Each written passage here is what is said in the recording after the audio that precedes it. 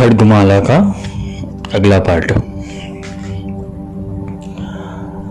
कल हमने जो नित्याओं के बारे में समझा, ज्वाला मालिनी तक, ये साइकिल कल भी समझाया था कि हर एक के जीवन में जो साधना पथ में जा रहा है, गुरु सानिध्य में जा रहा है, उसके जीवन में ये अवश्य घटित होगा कि हर एक स्तर के ऊपर वो साधक अपने आप को बेहतरीन करता जाएगा। और उसका कारण भी यही है कि हमें प्राप्त करना है परमेश्वर या परमेश्वरी, भगवती या भगवान, देवता। हमें वो महासिद्धि, महात्रिपुर सुंदरी, वो परम तत्व की खोज है। हमें अपने आप को बैलेंस करना पड़ेगा, और जैसे जैसे हम अपने आप को बैलेंस करते जाएंगे, हम ऊर्जा के और निकट हो जाएंगे। ये नित्य और कुछ नहीं है, स्किल डेवलपमेंट है। या तो हम इसको उस हिसाब से समझे कि अवस्था का दौर है पूरा, एक स्थिति में से दूसरी स्थिति में ट्रैवलिंग करना ऊर्जा के संबंध में। हमें कम से कम 16 साल तक हमें पढ़ाई करनी पड़ती है। ऐसे नॉर्मली रेगुलर देखने जाए तो 1 से 12वीं तक, जूनियर केजी सीनियर केजी हो गया, 3 साल कॉलेज, इतनी पढ़ाई तो करनी पड़ती है। क्योंकि अभ्यास के बिना तुम वो महासिद्धि को हासिल नहीं कर पाओगे। प्राप्त करनी है मूल चेतना, पर उसका जो उद्गम बिंदु है जिससे वो आ रही है, उसको पकड़ना हम भूल जाते हैं। हम विस्तार को पकड़ लेते हैं। आज बगलामुखी जयंती थी। ऐसे तो पंचांग के रूप से है, शास्त्र रूप से अलग है पूरा, किंतु एक बंदे ने प्रश्न मेरे को पूछा कि क्या मैं इसका पाठ और जप कर सकता हूं।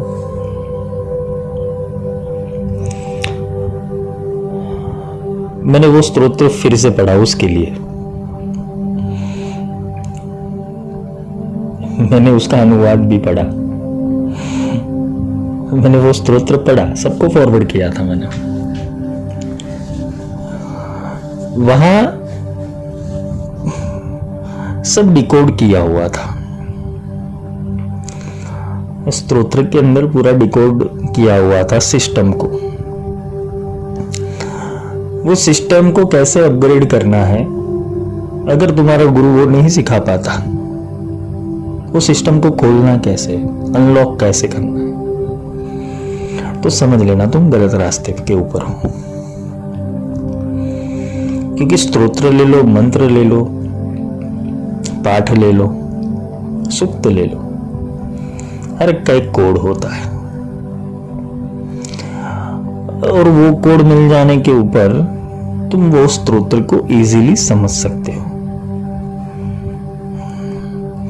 क्योंकि अनुवाद कुछ और कहता है, हमेशा भाषांतर कुछ और ही कहता है।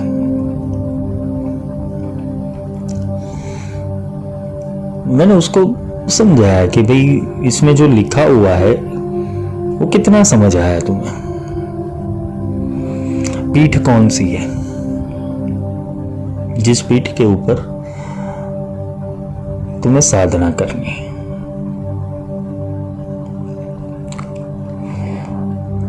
क्योंकि देवी पीठ में ही भी है, ओडियान पीठ में, जालंधर पीठ में, कामगिरी पीठ में, कौलांतक पीठ में, पीठ में ही भी है। पीठ का अर्थ होता है जहां ऊर्जा का आंदोलन होता है, जहां सतत प्रवाह वो ऊर्जा का हो रहा है। हम शक्तिपीठ के ऊपर क्यों उपासना करने जाते हैं, या तो शक्तिपीठ के ऊपर दर्शन करने क्यों जाते हैं? क्योंकि वहां ऊर्जा का आंदोलन सतत प्रवाह के अंदर है। हम ज्योतिर्लिंग के दर्शन क्यों करते हैं? क्योंकि वहां नित्य ज्योति प्रज्वलित रहती है। पर हम वो ज्योतिर के दर्शन करने नहीं जाते हैं। हम क्या करने जाते हैं हमें ही पता है। देहि देहि स्वाहा, रूपम देहि, जयम देहि, यशो देहि, द्विषो जयी। हमें जब से साधना या तो होश संभाला है सबने, तब से एक ही चीज सिखाई गई है कि तुम ईश्वर के पास जाकर अपनी मनोकामना पूर्ण कर सकते हो। ईश्वर समीप रह के अपनी मनोकामना की पूर्ति कर सकते हो।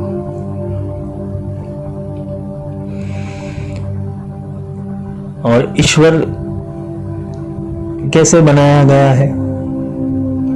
मैं किसी तीर्थ की या शक्तिपीठ की या ज्योतिर्लिंग की यहाँ पे कोई उसका बोलते हैं ना कि उसकी निंदा नहीं कर रहा हूं, पर हमें बताया गया है कि यहां जाने के ऊपर, तीर्थ के ऊपर जाने के ऊपर हमारा कल्याण होगा, हमारा उद्धार होगा, या तो हमारी मनोकामना पूर्ण होगी। कितने लोगों की होती भी है, क्योंकि भाव कार्य कर रहा है, भाव का अट्रैक्शन है। उसको ऐसे ही लगता है कि मैं पैदल जाऊंगा, भगवती खुश हो जाएगी, भगवान खुश हो जाएंगे और मेरा जो मनोकामना है वो पूर्ण हो जाएगी। उसका भाव जुड़ा हुआ है वो क्रिया से। क्रिया कोई गलत नहीं है, गंगा में स्नान भी गलत नहीं है, डुबकी लगाना भी गलत नहीं है, सूर्य को अर्घ्य देना भी गलत। क्रिया सारी सही है, पर उसका विज्ञान है।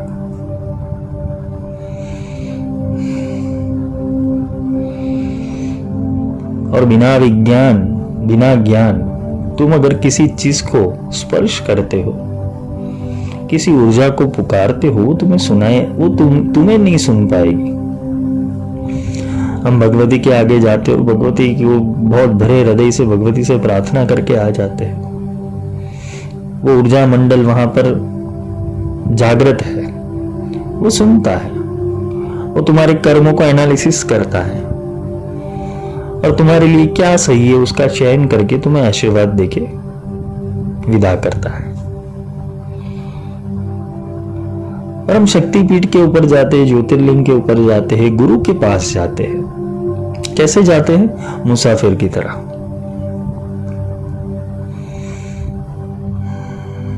यात्री की तरह जाते हैं। वहां बैठते हैं, हैंग आउट करते हैं और वापस आ जाते हैं।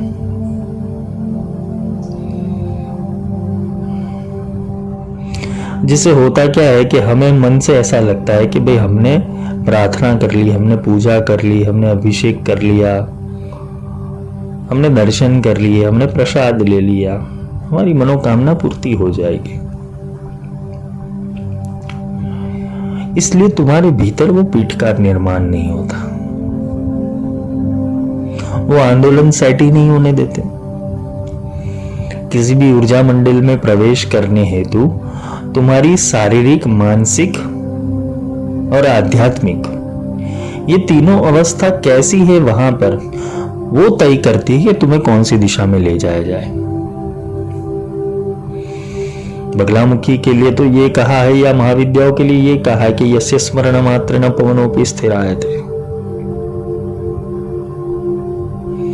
वो स्मरण मात्र से कार्य करती है, तो फिर तुम्हें इतने साधना, इतने मंत्र, इतने जप करने क्यों पड़ते हैं फिर? क्योंकि तुम्हारे आंदोलन सेट नहीं हुए, तुम्हारी ऊर्जा सेट नहीं हुई। तुम्हें स्थिरता लानी है, तुम्हें शिवत्व धारण करना है। शिवत्व धारण करोगे तो ही तो गंगा को उतार पाओगे।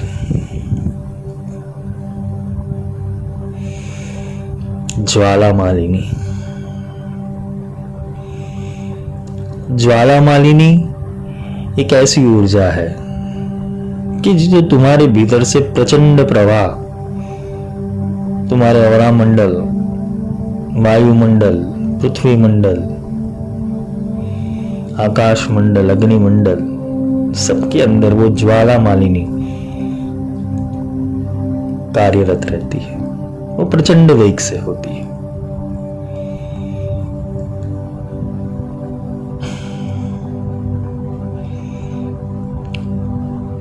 नील पताका, कल मैंने समझाया था, विजया नील पताका नित्य।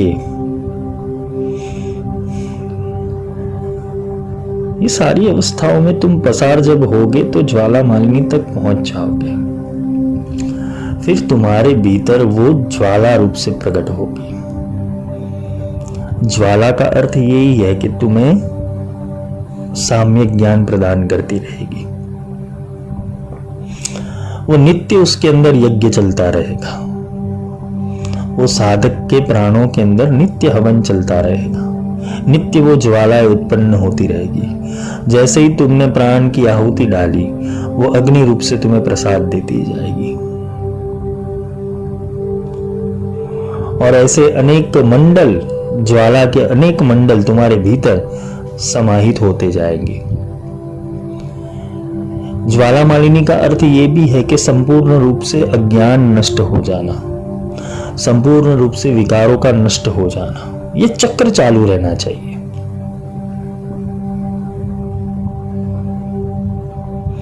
कोई अभी द्वंद्व नहीं है, सिर्फ और सिर्फ वो ज्ञान का दीपक, ज्ञान की ज्वाला तुम्हारे भीतर प्रकट रहती है। तुम प्रार्थना कर रहे हो कि नहीं कर रहे हो, तुम ध्यान कर रहे हो कि नहीं कर रहे हो, साधना कर रहे हो कि नहीं कर रहे हो, मंत्र जाप कर रहे हो कि नहीं कर रहे हो, उससे कोई लेना देना नहीं है।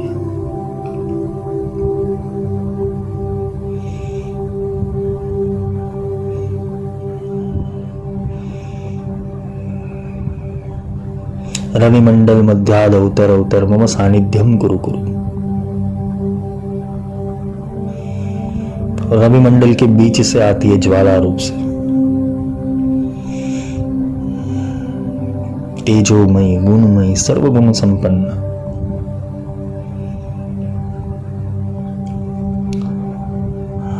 बगलामुखी का एक स्वरूप ज्वालामुखी भी है। श्री विद्या अंतर्गत बगलामुखी वो त्रिपुर सुंदरी की सेनापति है, दंडनाथा बोला गया उसे।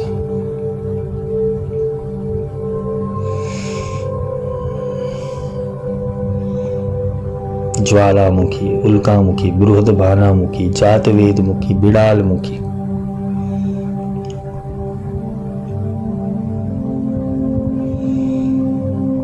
ये सब अलग अलग भावों को प्रदर्शित करती है। सकाम रूप या निष्काम रूप हो तुम्हारा, किंतु तुम तभी जाके पहुंच पाओगे जब ज्वाला प्रकट होगी। प्राप्ति तभी होगी कि जब वो अप्राप्त लक्ष्य में आए। तुम्हारे लक्ष्य में अभी तक वो अप्राप्त आया नहीं, तुम्हारे लक्ष्य में अभी संपदाएं पड़ी हुई है, भौतिक संपदाएं पड़ी हुई है। तुम मन से संपूर्ण रूप से सजाग नहीं हो, जागृत नहीं हो। वो जागृत नहीं होने पर तुम्हारा होता क्या है कि तुम वो ऊपरी चक्षु नहीं खोल पाते, तुम्हारा उपनयन संस्कार नहीं हो पाता।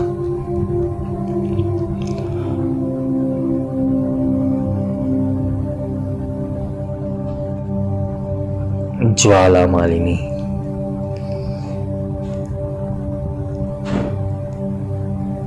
वो हर एक ज्ञान रूपी ज्वाला से तुम्हारे भीतर वो प्रकट रहती है। वो तुम्हारे अंधकार को जलाती है, तुम्हारे दुर्गुणों को जलाती है और तुम्हें परिशुद्ध कर देती है। और तुम्हारी चेतना जब परिशुद्ध हो जाती है, तब जाके तुम जो चित्र बनाते हो वो चित्र इस जगत के लिए सत्य साबित होता है, इस जगत हेतु और पराजगत हेतु।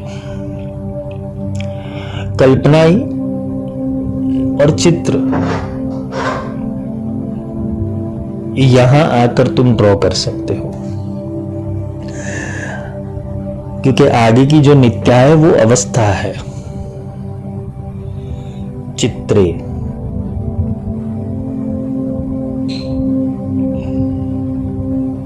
चित्त का रक्षण करने वाली, अगर इसको संस्कृत शब्द है ये, इसका अर्थ चित्त का रक्षण करने वाली है। और चित्र का अर्थ एक पिक्चर, विजुअलाइजेशन, एक कल्पना, वो भी हो सकता है।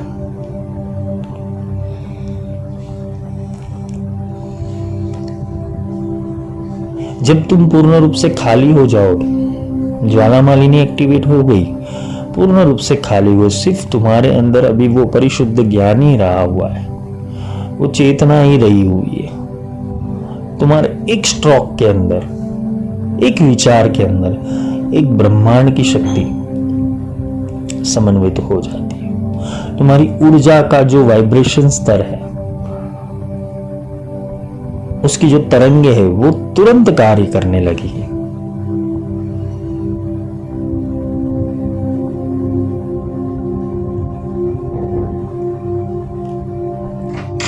और जैसे ही वो चित्र पूरा कार्य करने लगेगा तुम्हारे हिसाब से, क्योंकि ये चक्र कौन सा है? सर्वसम्मोहन, त्रैलोक्य मोहन।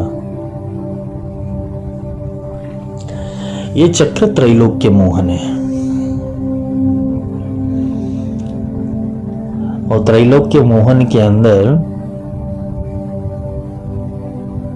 सारी चीजें चित्रमयी हैं।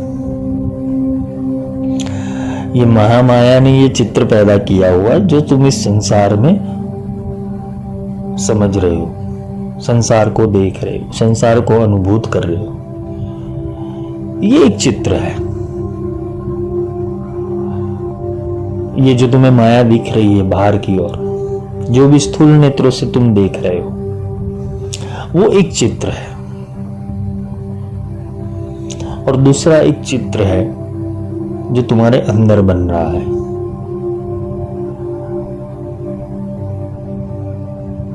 और वो चित्र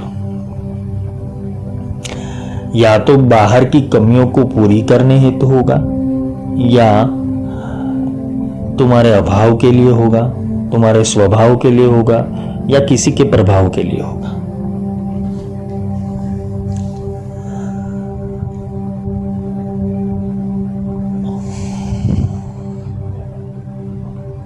और जो दूसरा चित्र बनता है, वो चित्र परमात्मा की उपलब्धि के लिए बनता है। डिजाइन,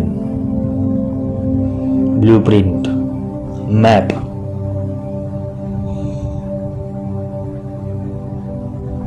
चित्र रेडी कर दिया तुम्हारे सामने। अभी चित्र रेडी करके चित्त का रक्षण करना है। वो तुम्हारी विचार शक्ति के ऊपर, तुम्हारी कामेश्वरी के ऊपर निर्भर करेगा, तुम्हारी भगमालिनी के ऊपर निर्भर करेगा कि तुम विचार शक्ति को कैसे क्रिएशन में डाल रहे हो।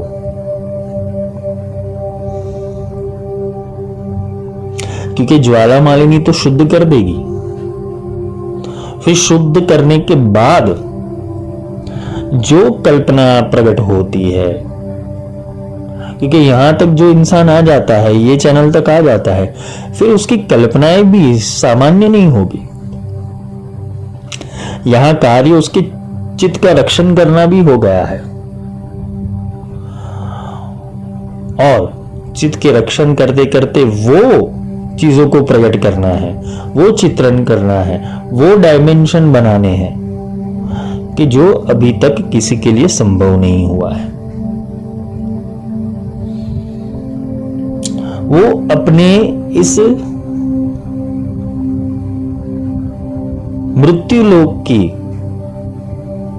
गतिविधि के साथ साथ, कर्म के साथ साथ, विचार के साथ साथ, संस्कार के साथ साथ वो ऊपरी अवस्था में पैरेलल यूनिवर्स के अंदर अपना अलग सा चित्र बना रहा है।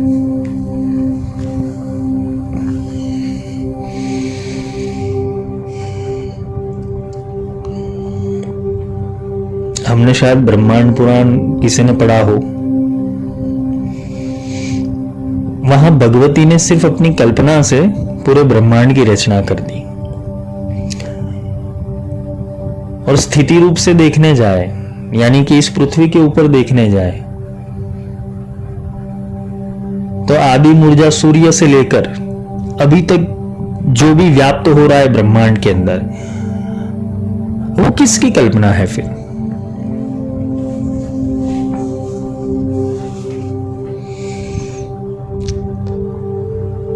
इसे हम महामाया कहते हैं। यद दृष्टम तदनष्टम। पर जिसने भी बनाया है बहुत सुंदर बनाया है और अभी भी बनाता रहता है, वो चित्र बनता ही रहता है।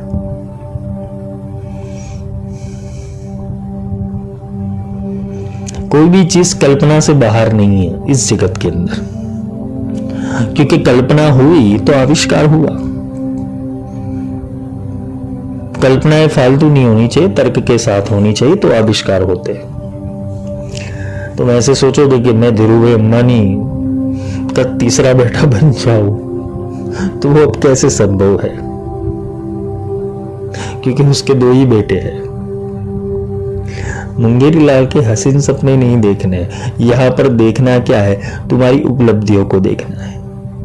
तुम अब अपने जीवन में क्या डिजाइन करना चाहते हो, कौन सा चित्र क्रिएट करना चाहते हो, ये अब तुम्हें तय करना है इस स्थिति के ऊपर। क्योंकि अभी तक तुम, मैंने आगे भी समझाया, अभाव में, स्वभाव में और प्रभाव में थे।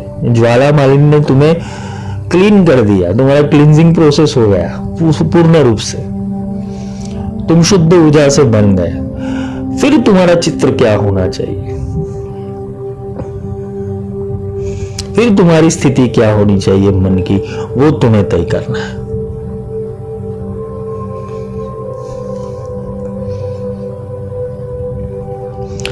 मेरी बातें तुम्हारे कुछ समझ में आएगी, कुछ बाउंसर हो जाएगी, मुझे पता है, पर मैं इससे नीचे आकर नहीं समझा सकता।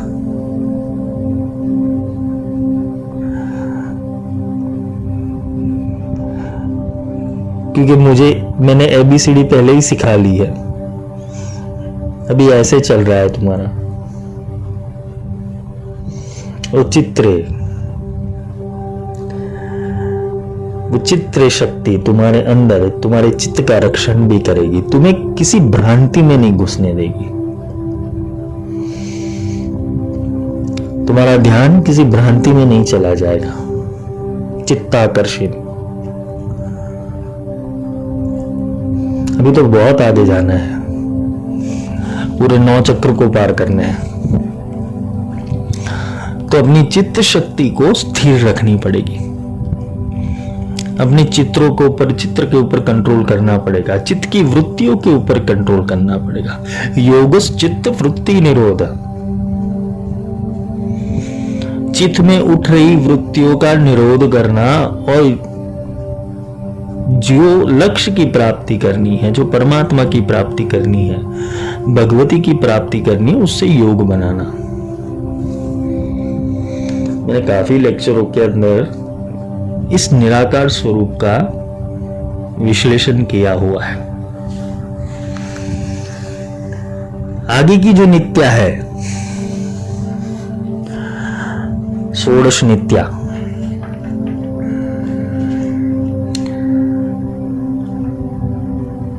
चित्रे के बाद चित्र जब पूर्ण हो जाता है, चित्र जब समझ में आ जाता है, तो वो चित्र क्या क्रिएट करता है? महानित्य।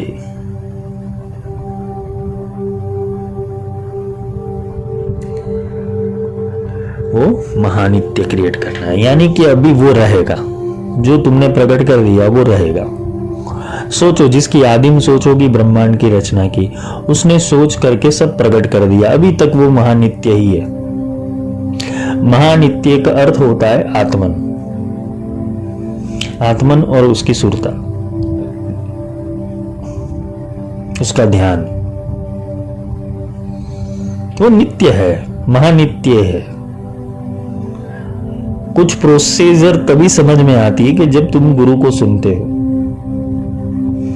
क्योंकि गुरु वो अपनी महानित्या से तुम्हारी महानित्या को ज्वाइंट कर देते हैं। जो तुम्हारे अंदर इतने युगों से पड़ा हुआ है उसको जागृत कर देते हैं, क्योंकि गुरु वो महानित्या है। गुरु वो महानित्या है, वो अपनी महानित्या से तुम्हारी महानित्या को प्रकट कर देंगे। तो महानित्य क्या है? काल। महानित्य क्या है? शब्द। महानित्य क्या है? ऊर्जा। महानित्य क्या है? ध्वनि। महानित्य क्या है? तरंगे। महानित्य क्या है? वाइब्रेशन।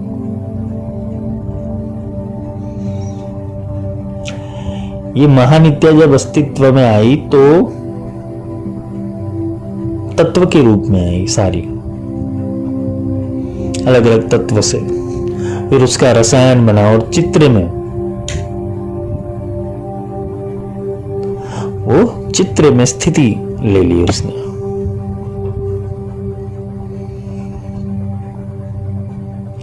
वो तत्वों को जब चित्र का आदेश गया तो वो सारे तत्व महानित्य हो गए।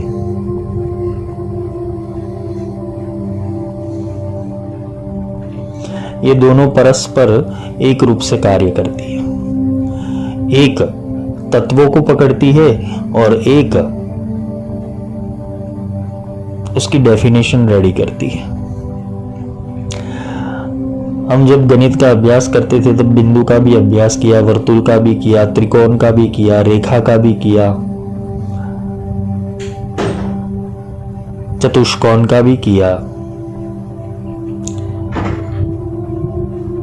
तो किसी डायमेंशन को अगर हमें समझना है, किसी एंगल को हमें समझना है, तो हम उसको ड्रॉ कर पाते। क्यों? क्योंकि उसकी इमेज हमारे मस्तिष्क के अंदर छप गई है। सिखाया किसने?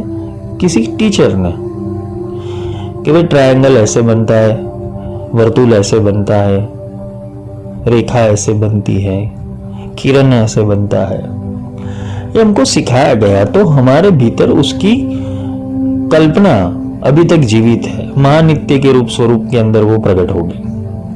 अभी हमें कोई कहेगा कि ये वर्तुल है, ये वर्तुल नहीं त्रिकोण है, हम नहीं मानेंगे, क्योंकि हमारी पैटर्न रेडी हो गई।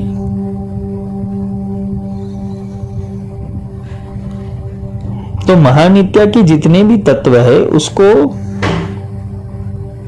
समरूप देने के लिए, साम्य रूप देने के लिए ये चित्र अपनी शक्ति देती है।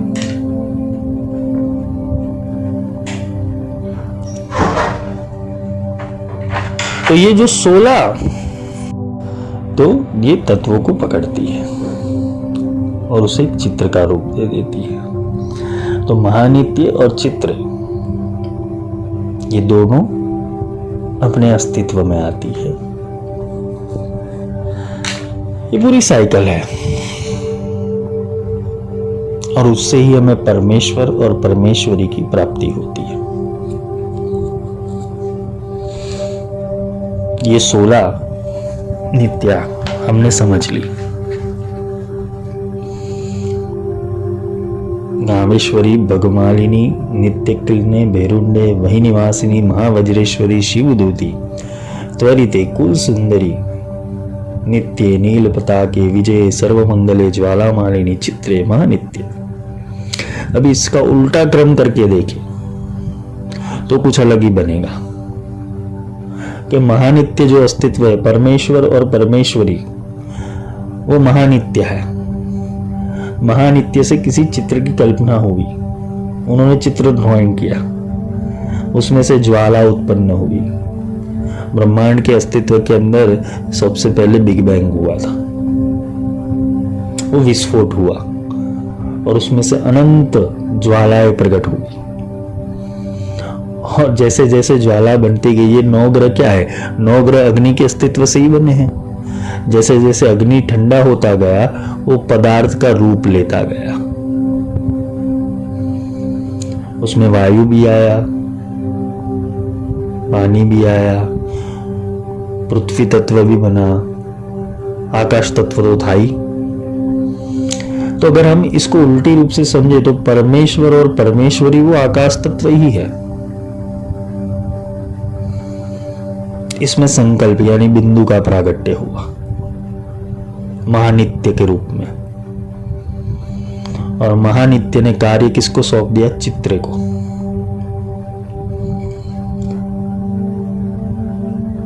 और चित्र ने उसका सर्जन करने के लिए ज्वाला मालिनी की सहायता ली। ज्वाला मालिनी ने काम क्यों किया, क्योंकि आदेश किसका था, परमेश्वर और परमेश्वरी का, सर्वमंगल के लिए, सर्वमंगल के रूप में। और सर्वमंगल ने विजय प्राप्त किया वो कार्य करने हेतु, जिससे आकाश तत्व अस्तित्व में आया। विजय प्राप्त करने के बाद वो आकाश तत्व के ऊपर भगवती की ध्वजा लहराने लगी।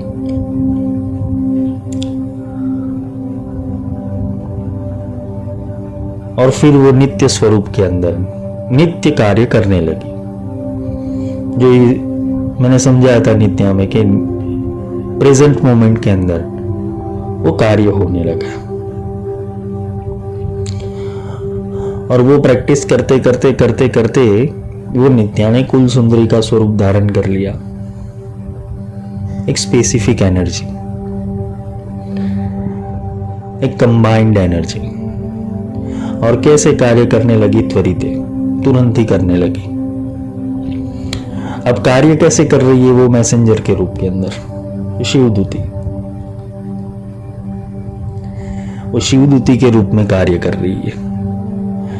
और शिवदूती कैसा कार्य कर रही है, महावज्रेश्वरी जैसा ठोस ज्ञान दे रही है। मैसेंजर क्या दे रहा है, ठोस ज्ञान दे रहा है। ये मैं आपको सृष्टि क्रम और संहार क्रम दोनों रूप से समझा रहा हूं।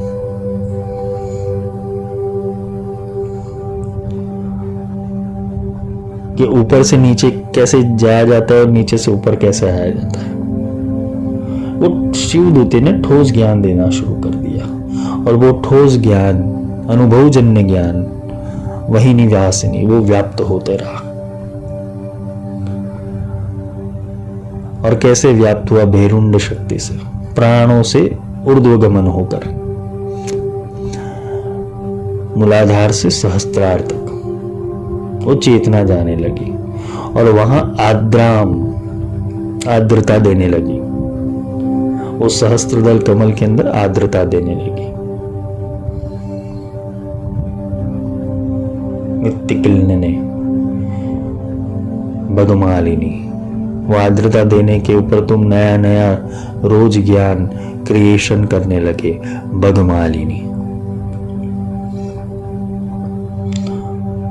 वो क्रिएट होते होते तुम्हारी सारी इच्छाएं पूर्ण होने लगी। Kameshwari,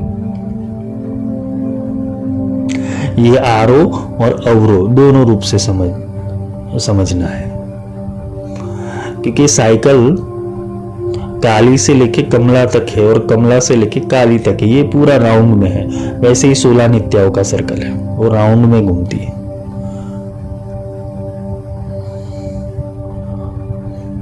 clockwise and anti clockwise. प्रारंभ और अंत दोनों एक ही बिंदु के ऊपर होते हैं, पर प्रारंभ किस बिंदु से करना है और अंत किस बिंदु के ऊपर करना है वो तुम्हारा चयन है।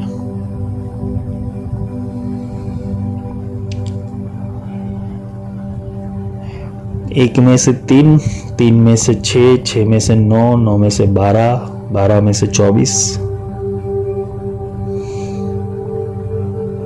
ये क्रम बढ़ता ही जाएगा। ये फिर अपना अस्तित्व, स्वरूप, अपना योग वो प्रकट करती है। इसलिए इसे प्रकट योगिनी कहते हैं। यहाँ की जो योगिनी है वो प्रकट योगिनी है। वो आगे में आएगी, क्योंकि अभी तो हम लोग मिथ्या को ही समाप्त कर पाए, मीन्स उसका अभ्यास समाप्त कर पाए। परमेश्वर परमेश्वरी, ये परमेश्वर और परमेश्वरी का आदेश है। तुम्हारे भीतर ऊर्जा के आंदोलन सेट करने हैं तो तुम्हें पूर्व से, पश्चिम से, उत्तर से, दक्षिण से और ऊर्ध्व से और अधो से, ये छह बाजू से तुम्हें सीखना पड़ेगा, 6 ओर से सीखना पड़ेगा, तभी कुछ समझ में आएगा। संगीत सीखते हो कोई भी तो उसमें आरोह आता है, अवरोह आता है और पकड़ आती है। जिसने संगीत का अभ्यास किया होगा उसको पता होगा। कोई भी राग ले लो, उसका एक आरोह होता है, एक अवरोह होता है और पकड़ होती है। आरोह और अवरोह से हम उस संगीत को समझ पाते हैं, उसकी लयबद्धता समझ पाते हैं, पर उसकी पकड़ से हमें पता चलता है कि ये कौन सा राग आलाप हो रहा है। किसी संगीतज्ञ से पूछोगे तो उनसे पूछना कि भाई हम किसी राग को कैसे पकड़े, उसकी पकड़ से समझ आता है। वैसे ही ये जो नित्याय है,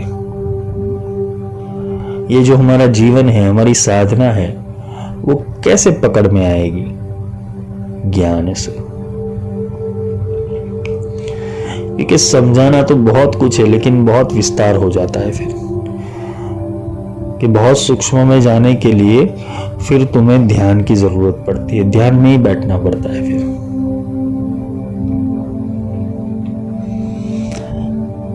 क्योंकि जो ऊपर से ज्ञान आ रहा है, जो अथर्व का ज्ञान आ रहा है, वो तो सूक्ष्माति सूक्ष्म रूप से तुम्हारे भीतर प्रवाह करेगा। क्योंकि आगे जो सिद्धियां है, अनिमा सिद्धि, लधिमा सिद्धि, महिमा सिद्धि, गरिमा सिद्धि, ये सिद्धियों के जब चक्र में हम प्रवेश करेंगे तो हमें समझ में आएगा कि ज्ञान कितना अणु से सूक्ष्म है, विराट है, भारी है। गरिमा सिद्धि है,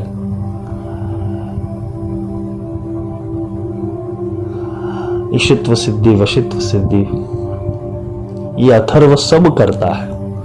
ये सारी सिद्धियों का लोग अथर्व शक्ति के अंदर है। तो कल हम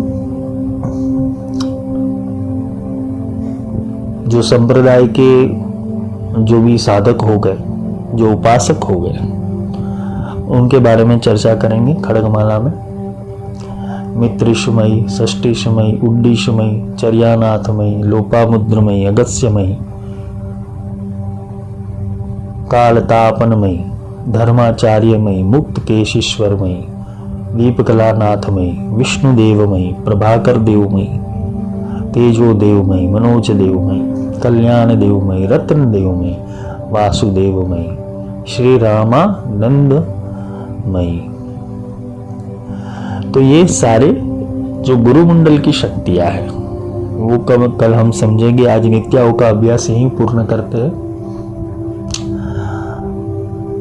चित्रे और महानित्य होपफुली आपको समझ में आ गया होगा और इसकी आरोह भी समझ में आ गई होगी। मेरी सिखाने की टेक्निक थोड़ी अलग है और इसी टेक्निक से तुम किसी तत्व को पकड़ पाओगे। क्योंकि मंत्र होता है, उसको सीधा भी पढ़ो, उल्टा भी पढ़ो। कि काफी बार मंत्र, सूक्त, चालीसा, बावनी, ये सारी चीजें उल्टी पढ़ने पर समझ आती है।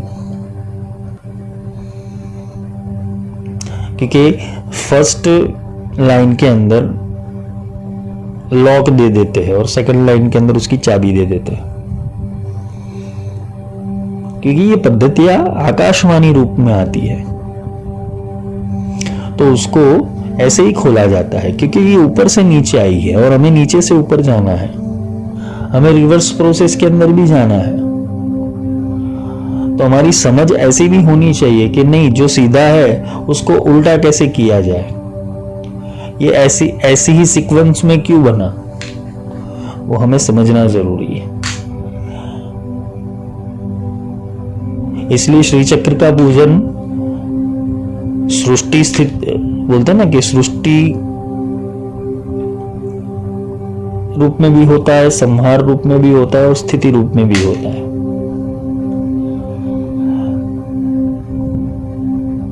तो इसका हमेशा ध्यान दें।